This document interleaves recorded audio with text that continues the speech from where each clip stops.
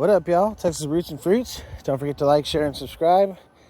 I finally am able to do my backyard tour. I've been waiting. I finally got everything potted and kind of where I want it to be, at least for now. So I wanted to do an update with you guys on what I got all growing in my backyard. So real quickly, RGV Gardener, I think you watch my videos. I've seen your videos. You're in Rio Grande. We gotta do a meetup or something sometime. So comment down below if you see this message. But anyways, let's jump into it. All right, guys. So this is my back row here. This is my poncho avocado. This is on year 2. So I was actually really worried about this tree for a while. It just really wasn't doing much. As you can see, I got it shaded. Definitely got a little bit of sunburn here on some of the branches. So it's doing better though. I just really needed to cover it. It was struggling from all the heat that we've been getting. So one of the branches is damaged, but it's still putting out growth. So overall, I think it'll be fine, but definitely got some damage. And from what I understand, burns kind of don't really go away. It's just going to be scarred pretty much forever. I think as it grows, you'll be able to still see it, but time will tell, I guess. But yeah, so this thing was not shooting out new growth. This is on year 2. It did last through the winter last year in the ground. It stood 19-degree weather. I did have it covered with some frost cloth and some incandescent lights, but that's it. So I don't know if it would have been fine without the lights or not. I don't think the lights provided, honestly, that much protection, honestly. But yeah, so it lived. I thought, honestly, the winter itself kind of affected it, and that's why I think took it such a long time for it to start growing. I feel like that's part of it, because it kind of shocked it a little bit. But yeah, so pretty much almost all of these leaves this year are from this year. Honestly, it was pretty bare looking, and all this is all new growth. All of this down here. So it's doing good. I'm excited. It's come back and it's looking healthy. So let's move on. All right, here, this is one of my more favorite trees, or at least favorite looking trees. This is my Christmas loquat. It's definitely grown since I got it this year. I don't know, maybe I think it was about the size of this support stick here. And so yeah, it's doing good. Honestly, I need to cover this one. The heat, it's fine right now, and I probably should water it a little bit, to be honest. But when it starts getting super hot, it's supposed to get hot today, the leaves really start wilting and it starts looking really sad. So I do need to probably cover this one as well. Just it's actually supposed to cool off, so maybe I'll be good. But it's been 100 multiple times in the past couple weeks, and so it still looks fine. I mean, the leaves really aren't burnt or nothing, but it definitely gets sad looking when it gets super hot. So I'm thinking about covering this one. And just real quick, like I said, this is the Christmas loquat. If you guys didn't see my other video, this is one of the bigger and sweeter varieties of loquat. So if you're interested in these, look at Green Dreams. All right. And I just did a video on this recently. I still got it covered, kind of crappy, because I really haven't put too much effort in this tree, to be honest. But this is the Fuyu persimmon, so you can see it's starting to get some growth. I just still protecting it because, sorry, it's windy. Because it's still, I mean, it's definitely put down some roots, but it's still super new. So I'm just keeping it protected for now. But I do need to get it set up better so it doesn't just look like it's freaking shade is just sagging everywhere. But yeah, this is the Fuyu persimmon, non-astringent variety, which is nice for persimmons because you can eat them when they're not fully ripe and you won't get that chalky taste. All right, and here is my Mexicola avocado. This thing is looking amazing. One of my other favorite trees. I will say I haven't covered this one just because it's super, there's a ton of leaves on it. And that's the problem, is the avocado branches get super burnt if there's not a lot of leaf protection. But this one has it. But I have noticed, if you look here, There's a little bit of burn scald on there, and you could see there's some burned leaves. So, you know, overall it's fine, but I definitely could probably shade this thing, and probably should, but I just haven't gotten around to it. But I'm thinking about it. I don't know. It doesn't hurt to shade it, honestly. But, and like I said, I mean, it still looks good. There's a couple burned leaves, but I'm not too worried about it. But look at this trunk. It's pretty thick, honestly. So this one did hold, or not hold it. It had put out like 2 or 3 avocados, just super tiny baby ones. But they all dropped. So next year I'm hoping that it'll at least hold a couple, but I do need to make sure and water it heavily when it starts flowering and putting on fruit, just to help with that drop retention. So that's kind of my plan. I didn't really water it as much as I probably should have when I first had the little avocados on it, and so they dropped off. So I'm gonna at least make sure to do that to make sure I, you know, help with the success of it fruiting. So that's my back line for now. And just so you know, that Mexico avocado is very extremely cold hardy for an avocado too. They can withstand the low 20s like the poncho can. All right, here are my 2 asparagus beds.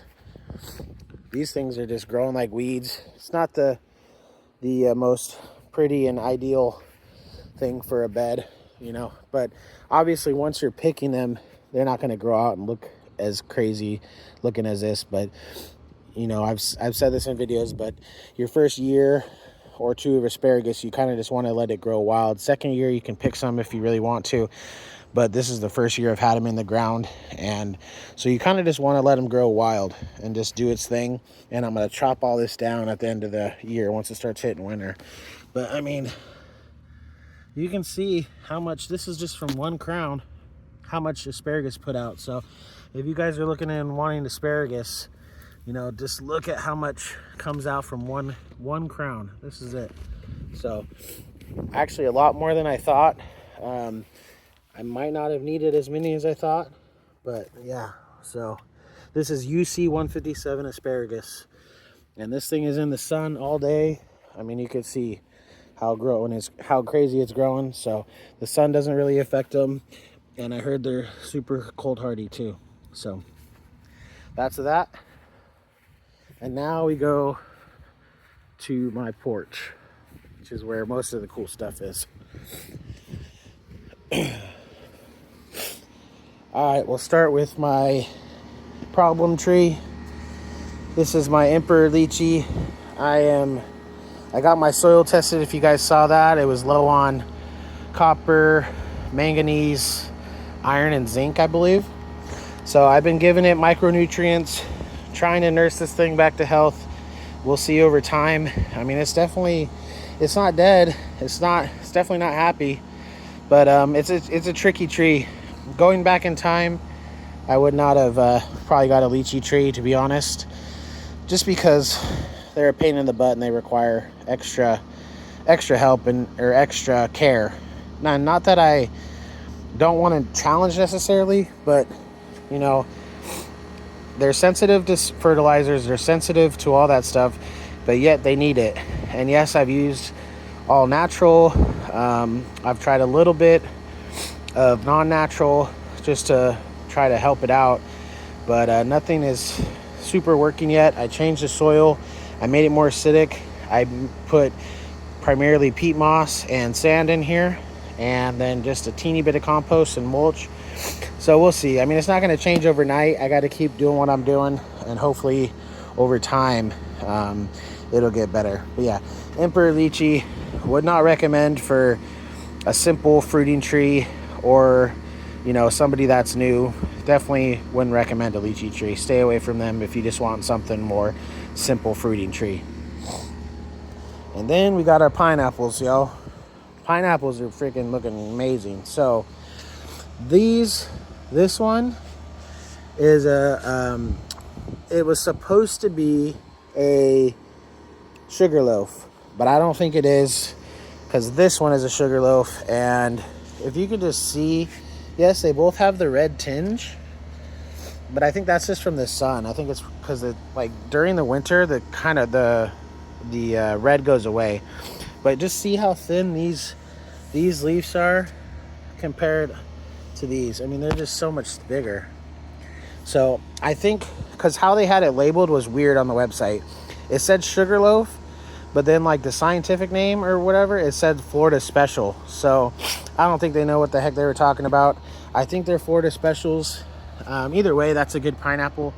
But these things look amazing. I'm hoping by next year these things will fruit because they're freaking big. And then this is the sugarloaf.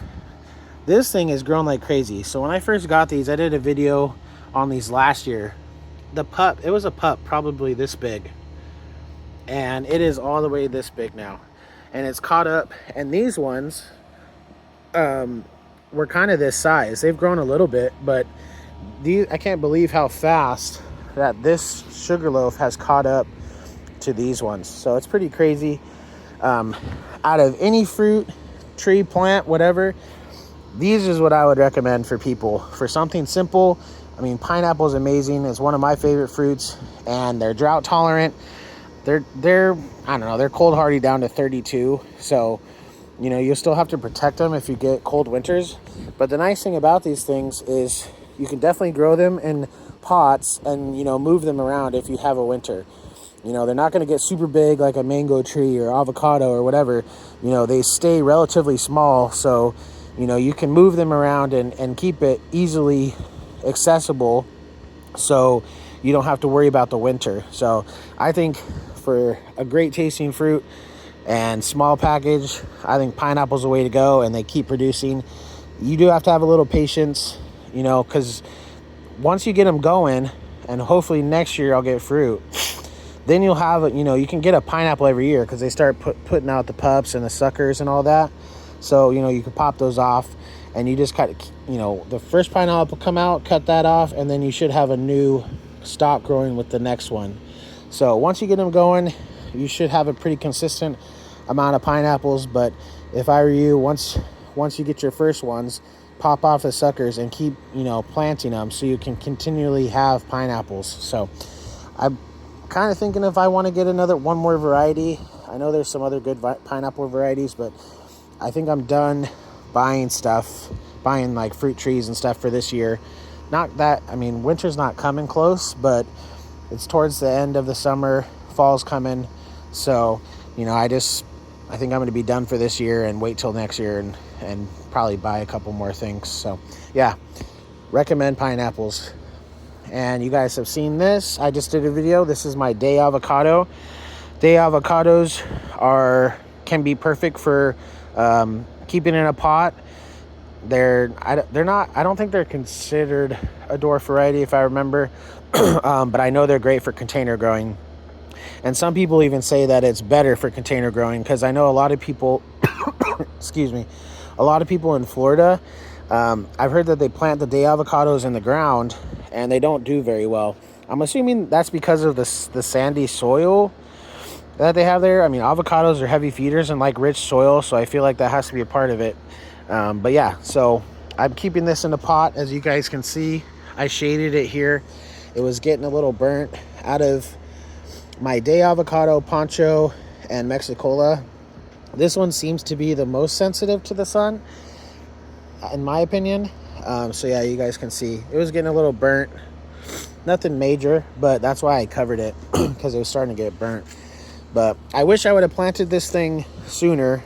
My mom has the same avocado and hers looks amazing, and she's had it in a nice big pot all year, and it freaking looks like a nice little avocado tree. So wish I would have got around to that sooner so I could have had some more time for it to, you know, kind of establish and grow out here. But it's growing good. We got some new growth here. Overall, it needs to fill out in the middle, but hopefully by the end of this year it'll kind of look more like a tree than it does right now. But yeah, it's doing good. It's happy here and definitely loves the shade. So definitely recommend a day avocado. For a smaller, for a container growing avocado, it still pushes out good size avocados. If you guys look them up, I'd say they're around the size of Hass avocados. So look up a day avocado. All right, guys. This is my jaboticaba. This is the scarlet variety. And same thing here. You can see it was getting burnt. Sorry, my allergies are killing me this morning. But yeah, I was getting burnt, so same thing. That's why I wanted to cover it. And because they don't, jaboticabas I've seen, especially in Florida, they grow in shade too. You know, they say partial shade is best, you know, especially here because it gets so hot. But I've seen some people, they have them in a pretty dense canopy and they're still growing good. So they don't need a crazy amount of sun. They do love their moist soil, so make sure you keep their soil nice and moist. They do like water, so keep that in mind. You don't want to let this thing go without water, especially in the extreme heat, or it definitely will die very quickly. But look at now, this is all new growth and it is super green. Another great variety to grow in a pot. These people bonsai these trees. They kind of grow to like the size of the pot they have, and they're slower growers. So, you know, this 25-gallon will be perfect for it for a very, very, very long time. And I've seen huge jaboticaba trees in pots. And the nice thing about the scarlet is it is one of the fastest, or if not the fastest, fruiting variety of jaboticabas. If you guys don't know what a jaboticaba is, they're known as the Brazilian grape, and they push out fruit actually on the branches themselves instead of hanging off, you know, like if it was hanging off here like a fruit. Kind of looks like a fungus. They're kind of funky looking, but I just think it's super cool and unique. The scarlet is also one of the sweeter varieties. I like sweet fruit, so if I were you guys, I would definitely look into the scarlet jaboticaba and see what you guys think about it, because if you're looking for another container type of tree and you want some fruit, look into this one. All right, guys, nothing crazy here. This is just my dwarf Cavendish bananas. I need to definitely get some of these out. So that middle one was actually the original one, and I left them out in the winter this year and it died, but you could see it came back. So, you know, yes, if you leave them out, they'll probably will come back because these things are prolific growers, but it'll probably always just be an ornamental plant and not produce bananas if you leave them out in the winter. But I do need to take some of these out. I just haven't got around to it. Probably won't get around to it this year. Bananas do like to grow in small spaces anyways, but this is a little too crowded because it's just a pot. So I will end up taking some of these out, get some space, and hopefully one of these days we can get some bananas. So we'll just keep trying. I'm not like super hardcore into the bananas, you know, if it happens, it happens type thing. So, but I do fertilize it and stuff. And look, I just saw this. There's another freaking pup coming out right there. So this thing, they grow like weeds. There's not a lot of care into growing bananas, that's for sure. And these are just nothing crazy, lavender, aloe. All right, guys, now on to the mangoes. You guys have probably seen some shorts. This is my Glen. This was the first mango tree I bought and my biggest one. Well, besides my coconut cream. When I bought this, it was probably up to here, I would say. Look at the trunk on this thing. It's looking good. And this whole thing here, this whole shoot, this is all from this year. All of this. Glens grow pretty dang fast. It's one of the more, I guess you could say, generic varieties. You know, it's not some of these high top tier varieties, but the mango itself is still a good tasting mango, and the look of the mango, the Glen mango, is a beautiful mango. So all of this is new. All of this is grown this year. So once this middle fills out, it's going to look really good.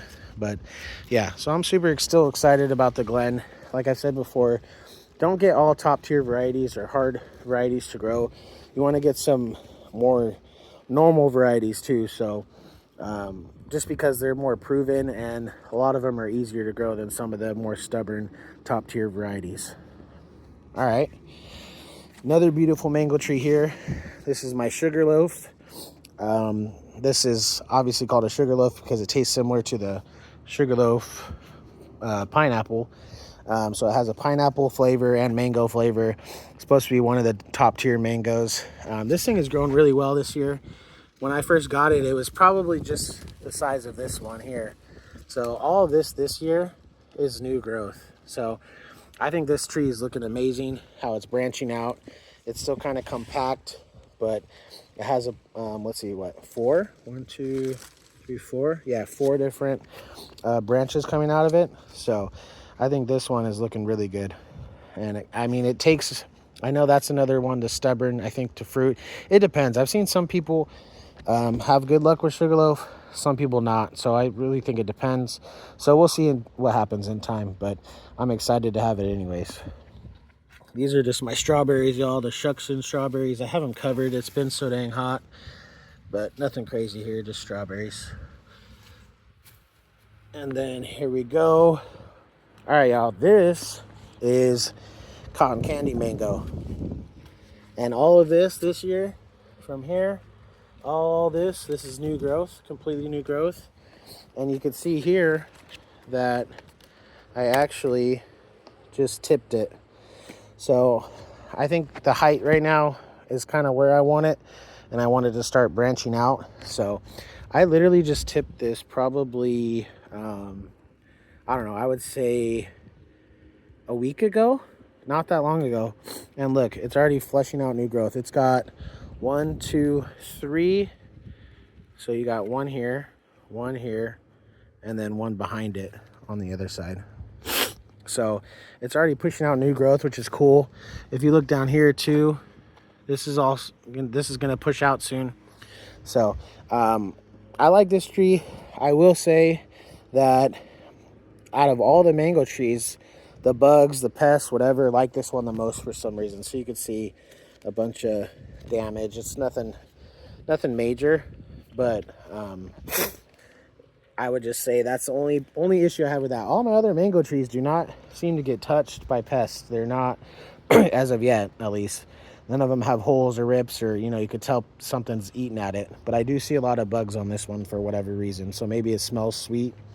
I mean, it is called cotton candy, so maybe that's why. Oh, and just a quick background. If you guys haven't seen my other videos, all these mangoes were potted this year. They're all doing well. I use the same potting mix for all of them. 2 bags of sand, 2 bags of the cactus soil, and a little bit of compost, and then mulch. You can see I already need to mulch again. It's freaking between my dogs and it just kind of breaking down. It goes down fast. But yeah, they seem to love it. I have had no issues yet. They all look happy, so I think that's a good mixture, at least for where I'm at. Zone 9A, Central Texas. This tree is beautiful too. I'm not gonna lie, this is probably one of my favorite, at least looking trees. This is a juicy peach mango. So when I got this, where all of them started branching out, that was the size it was. So, and I actually didn't even tip this mango. This did it on its own. It branched out early, which was nice. And you can see here that it's freaking looking really good. And they're all fleshing out again. All new growth. And I don't know, this tree just looks good. I love the more narrow, sharp mango leaves. I don't know why, they just look really good. But yeah, so this is a juicy peach. Look into that. We got just another strawberry. This citronella. This is just a flower that I got with my mom. This is my blackberry. It's done for the year. It's just chilling. There's still some blackberries on it, but they're on the first year canes, and for this one you need to eat off the second year canes. You can still eat off the first year. They're just going to be a little more bitter in my opinion. But yeah, so that's that. And now we got the famous coconut cream. This is coconut cream mango. This thing is big. I actually just tipped this. You can see there. It hasn't pushed out anything yet, but it was getting too tall and not enough growing out in my opinion. So I just tipped it off there, and we'll see what happens, how long it takes for new growth to start happening. But yeah, coconut cream, everybody knows about it. Patented mango variety. Super, super heavy coconut taste. I did a taste test video if you guys didn't see that. And I'd say 3 out of the 5 mangoes tasted like coconut, in my opinion, where you can actually taste it. The other ones, you kind of had to really, I don't know, dig or really think about it to say, oh yeah, there's coconut or not. So excited for this one. I will say, just real quick on all the mangoes, if I can go back in time, I would have chose a couple different mango trees, because most of these I got, I think besides this one, I got all of these from Tropical Acres Farms. And so I didn't really know as much as I know now about mangoes. And so in the beginning, when I was emailing them, of course they said, oh, you know, mangoes won't grow here, but if you do get a mango, we'd recommend a more vigorous growing variety. Well, so I did get some more fast growing vigorous varieties. What I failed to mention, and I should have, is I was going to keep them in pots, or at least for, you know, a pretty long term in pots, because I would have got some different varieties. Yes, these are growing great, but they're also vigorous varieties, most of them. And so I should have told them that I was going to keep them in pots, you know, and I could have got some dwarf trees. You know, that's what I was trying to get at, is I should have went with like a dwarf Hawaiian. I think ice cream is dwarf. Pickering, I think, is small. And there's a couple of, I mean, there's more. But that's kind of what I would think, guys. If you guys can't keep them out long term because of your area, think about getting the more dwarf varieties. And they're not real dwarfs, they're semi-dwarfs. You know, they just grow slower, pretty much. They're not necessarily dwarfs, but I've seen some, you know, dwarf Hawaiians that are pretty bush-like. So that's what I would go for. I wouldn't necessarily get some of these, even though I did want them. Maybe I would have still got them, but get a couple different dwarf varieties that I can actually keep in pots more long term, because they're slower growing and semi-dwarfs. So just something to keep in mind.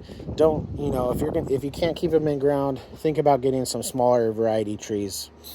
And last but not least, this is the Miyazaki, aka Irwin mango. I just did a video on this. This is my most neglected mango tree, but we're going to nurse it back to health. I just really, last one to pot, and it was getting definitely dried out in the little pot it was in, and I think that's kind of what you're seeing here. So it'll be fine. It's in a big pot now that will hold moisture, so it'll nurse back to health. Overall, it's fine, but this thing is super slow growing from what I've noticed compared to all my other mangoes. So I think, honestly, it could do well in a pot, in my opinion, for at least a while. So same thing here. We got, look at this one's even bigger. This is a sugarloaf. Like I said, this came like this, and this is all from, this is year 2. And this thing is bigger than this, and this thing started way bigger. So these things have grown crazy. And this one's even bigger than on the other side, that one right there. So loving this one. This one looks amazing. Same thing here for the special. All right, we got a pink lemonade blueberry right here.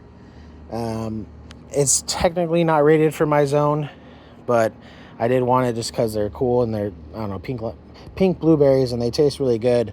But it did flower a little bit this year, and I think it gets cold enough. It needs one of the lower cold hours for the winter, so I feel like eventually could work. It seems like a slow growing, at least here, maybe just because it's so hot and it just stops growing.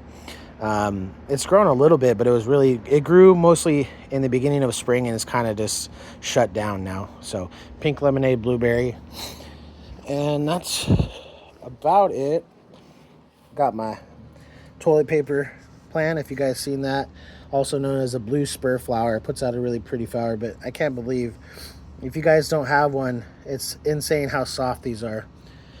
This was just a pup from last year. I pulled off the main plant. It was like probably this big. Bananas grow crazy, guys. I just don't know what I'm doing with it yet. And then here's all my seedlings. Got the Valencia Pride. This is just a blackberry cutting that I'm growing. And we got the coconut creams. So that's really, that's a grape. But that's really it, guys. Just really wanted to been doing this for a while. Finally got everything potted. I'll kind of give you guys like a, so I think it looks really cool. It's coming out really nice. But I'm caught up this year. Winter projects, I'm gonna be putting 2 more raised beds like this on the other side.